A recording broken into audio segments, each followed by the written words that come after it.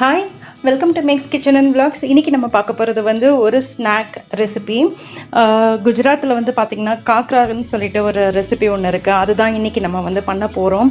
கோதுமை மாவு, வெறும் ஆயில், அப்புறம் நமக்கு பிடிச்சமான ஒரு ஸ்பைசஸ் எது வேணாலும் நீங்கள் போட்டு வந்து இந்த காக்ராவை நம்ம பண்ணிக்கலாம்.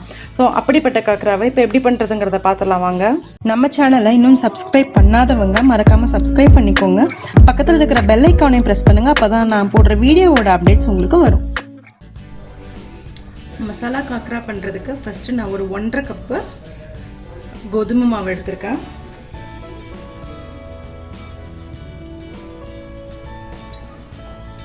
கோதுமை மாவில் கொஞ்சமாக மஞ்சத்தூள், ஒரு 1/4 டீஸ்பூன் மஞ்சத்தூள், உங்களுக்கு காரத்துக்கு தகுந்த அளவுக்கு மிளகாத்தூள் போட்டுக்கலாம். நான் ஒரு ஸ்பூன் போட்டுக்கிறேன் மிளகாத்தூள். வறுத்து அரைச்ச சீரகப்பொடி, அது ஒரு 1/4 டீஸ்பூன் சீரகப்பொடி, பிங்க் சால்ட், வெந்தயக்கீரை ஃப்ரெஷ்ஷாக இருந்ததுன்னா வெந்தயக்கீரை போட்டுக்கோங்க. என்கிட்ட இப்போதைக்கு வெந்தயக்கீரை ஃப்ரெஷ்ஷாக இல்லை, அதனால் வந்து இந்த மேத்தி இருக்கும் இல்லையா, கசூரி மேத்தி, அதை நான் லைட்டாக இது மாதிரி ரப் பண்ணி இதில் போட்டுக்கோங்க.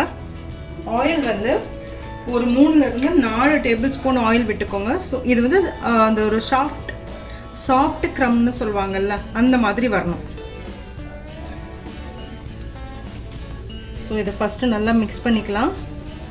ஆயில், அந்த மசாலா எல்லாமே வந்து இந்த மாவில் நல்லா கோட்டாக இருக்கணும். அதுக்கப்புறமா நம்ம தண்ணி ஊற்றி டைட்டான மாவை மிக்ஸ் பண்ணிக்க போகிறோம்.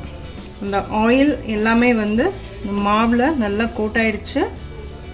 மாவுலையும் நல்லா அந்த எண்ணெய் இதெல்லாமே வந்து சேர்ந்ததுனால இங்கே பாருங்கள், இப்படி பிடிக்க வருது பாருங்கள். ஸோ இந்த மாதிரி இருக்கணும். இதுக்கப்புறமா வந்து நம்ம தண்ணி ஊற்றி பிசைஞ்சுக்கலாம். டைட்டாக மாவு பிசையணும், ரொம்ப கெட்டியாக இருக்கணும் மாவு, தண்ணியாக இருக்கக்கூடாது. லைட்டாக தண்ணி தெளித்து மாவு பிசைஞ்சுக்கலாம். இந்த மாதிரி மாவு நல்லா பிசைஞ்சு வச்சுட்டு ஒரு 1/2 hour மூடி வச்சுடுவோம். 1/2 hour to 20 minutes மூடி வச்சுட்டு அப்புறமேல் நம்ம அந்த காக்ரா திரட்ட ஆரம்பிப்போம். இப்போது இதில் கோதுமை மாவு எடுத்து வச்சுருக்கேன் திரட்டுறதுக்கு. இதில் கொஞ்சமாக மைதா மாவு ஒரே 1 ஸ்பூன் மட்டும் நான் ஆட் பண்ணிக்கிறேன். இந்த மாதிரி ஆட் பண்ணும்போது என்ன ஆகும்னா, உங்களுக்கு கோதுமை மாவு நம்ம அந்த காக்ரா திரட்டும் போது நல்லா மெல்லிசாக திரட்டுவோம். அப்போது வந்து உங்களுக்கு நல்லா ஈஸியாக திரட்ட வரும். கொஞ்சம் மைதா மாவு ஆட் பண்ணிக்கிட்டா, சும்மா ரொம்ப இல்லை, ஒரே 1 ஸ்பூன் மட்டும் ஆட் பண்ணிக்கோங்க. இப்போ இது ஊறிடுச்சு. இதிலேருந்து நம்ம சப்பாத்தி மாவு மாதிரி எடுத்துப்போம். உங்களுக்கு எவ்வளோ பெரிய சைஸில் வேணுமோ அந்த மாதிரி பண்ணிக்கோங்க. நான் வந்து ஒரு மீடியம் சைஸில் தான் பண்ணுறேன். பார்த்திங்கன்னா எல்லாமே உருட்டியாச்சு. இப்போ நம்ம தேய்க்க ஆரம்பிச்சிடலாம்.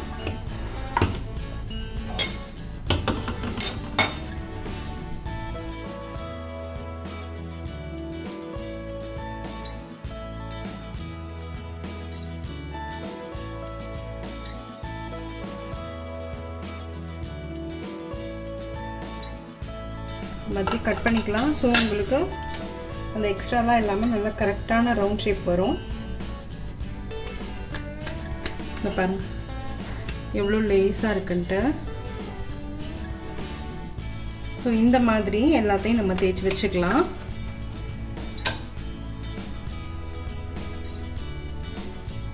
உங்களுக்கு கட் பண்ணணும்னு அவசியம் இல்லைன்னா நீங்கள் அப்படியே வைக்கலாம்.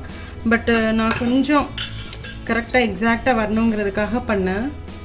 ஒரு தோசை தவா வச்சுருக்கேன், மீடியம் ஃப்ளேமில் இருக்குது.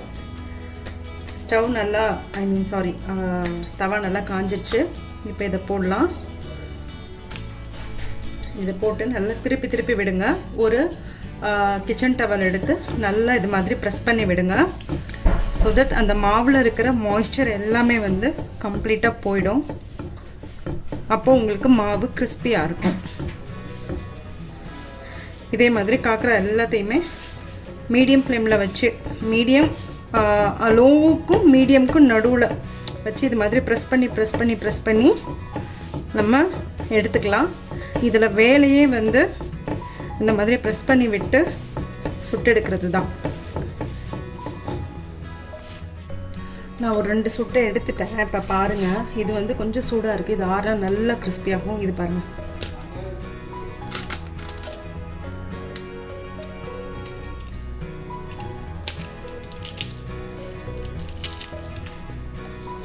இவ்வளோ சூப்பர் கிறிஸ்பியாக இருக்குது. ஸோ சூப்பரான காக்ரா ரெடி. இதே மாதிரி எல்லாத்தையும் சுட்டு எடுத்துக்கோங்க. நான் காக்ராஸ் எல்லாத்தையுமே சுட்டுட்டேன். இங்கே பாருங்கள் இவ்வளோ அழகாக சூப்பராக வந்துருச்சுன்னு சொல்லிட்டு. இப்போ இதை எப்படி சர்வ் பண்ணுறதுன்னு பார்க்கலாம்.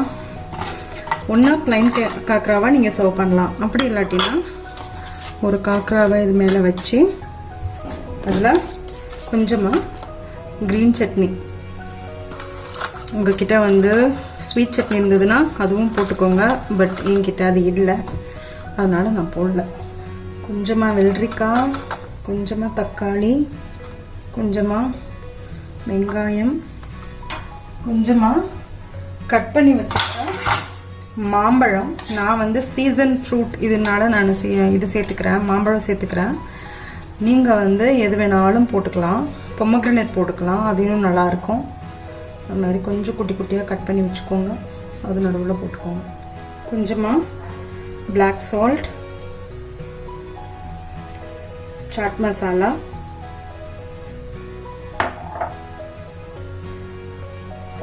ஓம்பொடி இருந்ததுன்னா ஓம்பொடி போட்டுக்கோங்க. பட் என்கிட்ட ஓம்பொடிலாம் இல்லை. அந்த நம்ம பாஸ்தா பண்ணமே ஒரு கிறிஸ்பி பாஸ்தா, அது கூட இருந்தாலும் போட்டுக்கோங்க. ஸோ சூப்பரான சாட் ரெடி. லைட்டாக லெமன் புழிஞ்சு விட்டுக்கலாம். ஸோ சாட் ஐட்டம் ஒன்று ரெடி. அடுத்து வந்து ஒரு சீஸி லோடட் காக்ரா பார்க்கலாம். அதுக்கு ஒரு காக்ரா வச்சுக்கோங்க, ஒரு சீஸ் ஸ்லைஸ் வேணும்னா இன்னொன்று கூட வச்சுக்கலாம். ஏன்னா இது சீஸி லோடட் காக்ரா. இன்னொரு சீஸ் ஸ்லைஸ் வச்சுட்டு அதுக்கு மேலே இன்னொரு காக்ரா வைங்க. பிட்சா சாஸ், அப்படி இல்லாட்டினா டொமேட்டோ சாஸ், உங்கள்கிட்ட எந்த சாஸ் இருக்கோ அது போட்டுக்கலாம். பட் நான் இன்னைக்கு பிட்சா சாஸ் தான் போடுறேன். பிட்சா சாஸ் போட்டதுக்கப்புறமா ஆனியன் போட்டிருக்கேன், தக்காளி போட்டிருக்கேன், கொஞ்சமாக பாயில் பண்ணி வச்சுருந்தா ஸ்வீட் கார்ன், கேப்சிகம் இருந்தால் அது கூட போட்டுக்கலாம். அப்புறம் ஆலிவ்ஸ், அப்புறம் அந்த பிட்சா இதில் கொடுப்பாங்க இல்லையா, ஆரிகானோ, கொஞ்சமாக சில்லி ஃப்ளேக்ஸ், சீஸ் வந்து கொஞ்சம் கிரேட் பண்ணிக்கலாம். இதை வந்து ஓடிஜி இருந்ததுன்னா ஓடிஜியில் வைங்க. அப்படி இல்லாட்டினா வந்து அவனில் இருந்ததுன்னா அவனில் ஒரு 1 மினிட்லேருந்து 2 மினிட் வைங்க.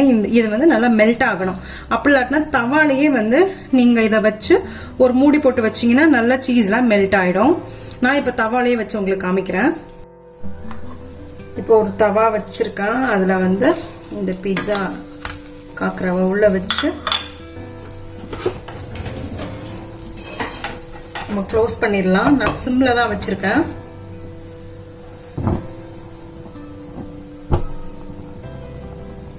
கம்ப்ளீட்டாக சிம்மில் வச்சு இந்த சீஸ் மெல்ட் ஆகிற முடிய நம்ம வச்சுருப்போம். இப்போ நம்ம எடுத்துடலாம். நான் வச்சு ஒரு 3 நிமிஷம் ஆச்சு. இங்கே பாருங்கள், சீஸ்லாம் மெல்ட் ஆகி செமையாக வந்திருக்கு. ஸ்டவ் ஆஃப் பண்ணிவிட்டு நல்ல பிட்சா ஸ்மெல். இதை வந்து ஒரு பிளேட்டில் மாற்றிக்கலாம். Pizza khakhra ready. சூப்பராக. இதை வந்து நம்ம நார்மலாக பிட்சா கட்டர் வச்சு ட்ரையாங்கிளாக கட் பண்ணி சாப்பிட வேண்டியதான். ஸோ 3 விதமான காக்ரா நம்ம ரெடி பண்ணியிருக்கோம்.